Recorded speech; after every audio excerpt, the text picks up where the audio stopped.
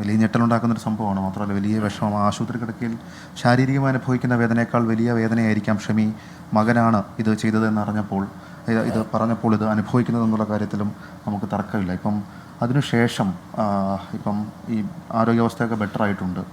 അതിനുശേഷം ഇപ്പം ഞാൻ മനസ്സിലാക്കുന്നൊരു വലിയ പ്രതിസന്ധിയിലാണ്.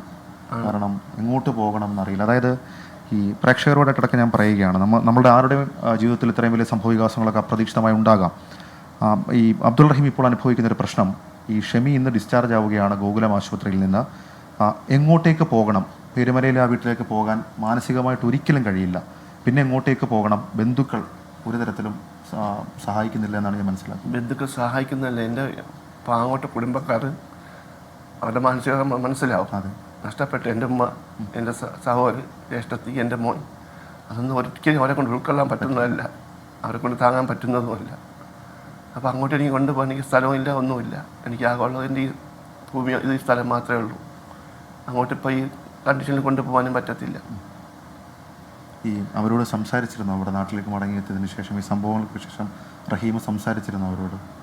റഹീമൊക്കെ സംസാരിച്ചിരുന്നു നമ്മുടെ പാങ്ങോട്ടെ ബന്ധുക്കളോടൊക്കെ സംസാരിച്ചു? അല്ല, അവർ സംസാരിച്ചിരുന്നു ഞാൻ. അപ്പോൾ അവർ സ്വാഭാവികമായിട്ട് പറ്റത്തില്ല എന്ന് തന്നെ പറഞ്ഞു.